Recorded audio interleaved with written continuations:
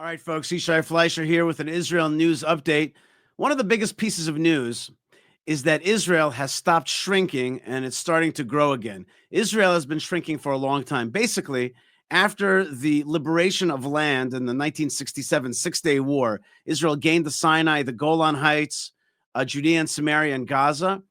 But since then, began a process of shrinking. We shrank in the Yom Kippur War. We lost land to the Egyptian army in the Sinai. Then the Sinai Accords, 1982, we gave away the Sinai and shrank Israel tremendously by 2/3. It continued the shrinking with the Oslo Accords in 1993. And then the second phase of that shrinking, we gave away Judea and Samaria. We gave away Jericho and Gaza. Control of Gaza partially. Then it kept shrinking. We went in 2000, we left South Lebanon. Our army left the buffer zone there. And the jihadis were happy. The Hezbollah were happy because Israel had shrunken some more. 2005, we shrank more. We walked out of Gaza and basically handed over to Hamas. So Israel's been shrinking and shrinking and shrinking. And finally comes October 7th. And guess what? We shrank some more on October the 7th, right? Because we went away from the Gaza envelope. We cleared out our communities. We evacuated communities in the north. And therefore, Israel just kept on shrinking. And the bad guys are looking at this whole thing and are saying, you see, we're shrinking Israel and it's going to shrink away. When you talk to jihadi-minded folks, that's what they say. They're like, Israel, you're not going to be here for too long because you keep on shrinking. Okay. But suddenly tide has turned and Israel seems to be digging in Gaza, digging in South Lebanon. And now the prime minister of Israel went up to the Hermon mountain range in order to declare that we're not leaving this site. Let's join our friends at ILTV to see the images of the prime minister up there talking about why Israel is going to be staying in the Hermon for the foreseeable future. Let's take a look. Standing atop Mount Hermon on the Syrian side of the Golan, Prime Minister Netanyahu declared that Israel will remain on the summit until another arrangement is found. Netanyahu said that Israel must remain posted inside Syria for the near future. This to deter radical forces from controlling the areas adjacent to the Israeli border. The visit marked the first time a sitting Israeli prime minister has visited Syrian territory, but it was not Netanyahu's first visit to the site. 53 years ago, he was there on a patrol as a soldier in the IDF elite commando unit, Sayeret Matkal. Israel entered the UN Golan patrolled buffer zone hours after rebel groups in Syria took Damascus on December 8th. Israel stressed that the seizure of the zone established in 1974 is a temporary defensive move that will last only until security is guaranteed along the frontier. All right, so let's just ask a simple question, which is, why does Israel have to talk so much about that it's temporary and some other arrangement is going to come about? Is it in order to please the Biden administration? Is it in order to tell us that, we're only holding on to this land because there's no better arrangement, but we're not occupiers, we're not land grabbers? It's all totally unnecessary. It's just unnecessary. Say the truth. The Hermon mountain range has been a problem for a long time. When the bad guys control it, Israel's in danger. The lower positions on the Hermon mountain range are in danger. We don't have good visibility into Lebanon and Syria. When the terrorists control the upper positions on the Hermon mountain range, they rain rockets down on the lower positions and basically control us. And so now that Syria is in an upheaval and our old enemy, the Assad regime, has been destroyed. The Hafez al-Assad and then Bashar al-Assad regime is now destroyed, which, by the way, the whole world should thank us for, because through our fight starting October the 8th with Hezbollah, we weakened that whole regime and that oppressive army that has killed so many Syrians. So much brutality. And it's because of Israel's fight with Hezbollah, which was the main fighting force of the Assad regime in Syria. we basically undermined the whole Syrian regime, and that area may have a second chance for normalization and liberation. We'll see if that happens, but at least there's an opportunity for that. But the price for the bad guys is that they lost the Hermon mountain range. Now, I'm happy that Prime Minister Netanyahu went up there. I think that his standing up there is more important than even the words that he said. He's there. He's with the army. He's showing we're here. And of course, he also remembers that he himself was a commander of the elite fighting force, the special army unit known as Sayeret Matkal, which is one of Israel's most elite commando units. And he said himself in that interview that he felt a nostalgia. And being in that place, and you could see that the army generals, they're just looking around. They're like, we have to stay here because we need it as a defensive position. And who's going to come around and do it better than us? Who's going to come around and defend us on the Hermon mountain? What? Who's it going to be? Some kind of Syrian entity?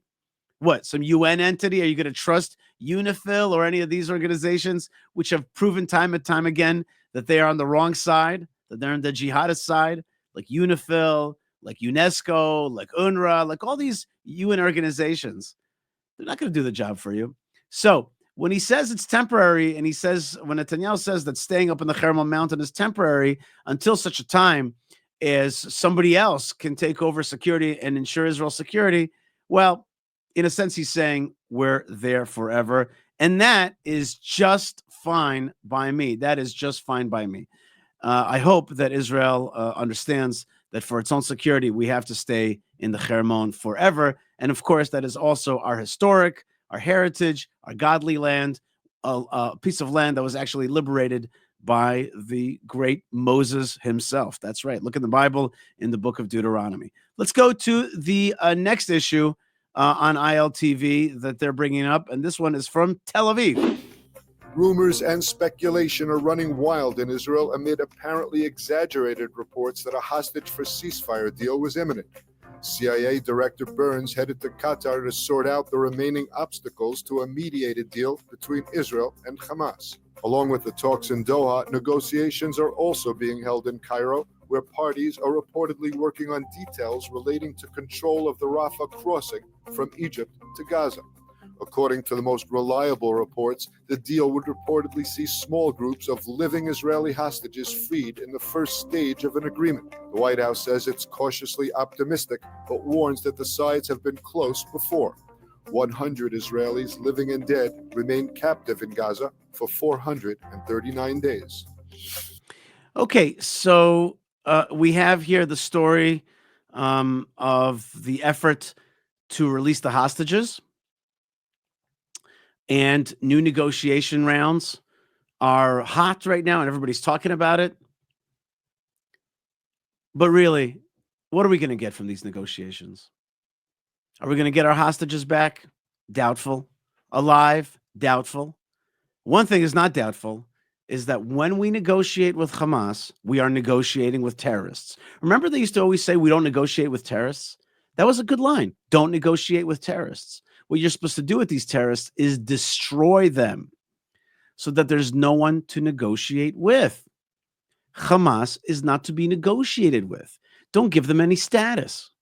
Don't give them anything. Don't give them any food. Don't give them any medicine or electricity or fuel. Starve them out. Dry them out. Kill them. Destroy them. End them. Don't negotiate with anybody. And don't succumb to the public pressure from the left-leaning side of the Israeli political aisle.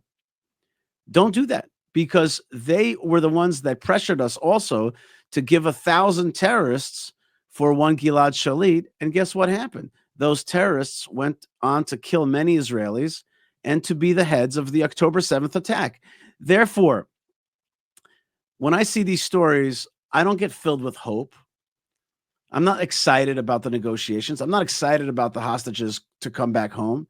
No, because what I see is not hostages coming back home, but the next hostages being taken. We got to get rid of Hamas. We can't negotiate with Hamas. We got to go back to that old mantra, which is we don't negotiate with terrorists. Let's go on to the next story.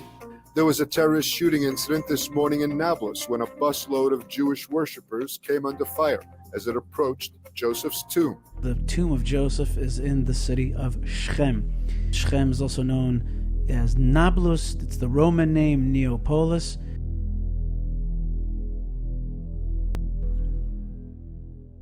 In the year 2000, Israel handed over the control of this very special Jewish site, the tomb of Joseph, to the Palestinian Authority, whereupon the complex was completely ransacked. The Israeli Defense Force subsequently refused to facilitate Israeli visits to the site, which gradually fell into disrepair and burning and just became a destroyed site for the Jewish people. However, pressure from Jewish groups led to infrequent visits, which were allowed under army protection.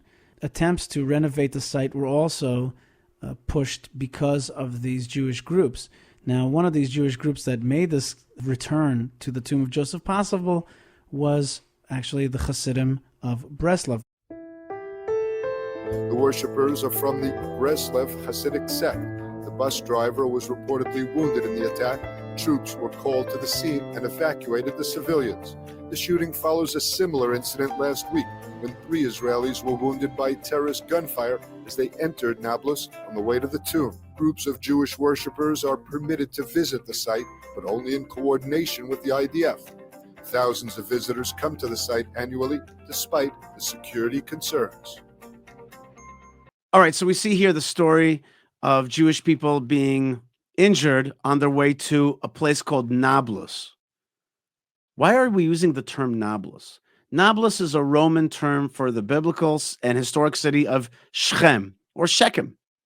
If you're going to make a news report, then you could say Nablus/Shechem or Shechem, also known as Nablus.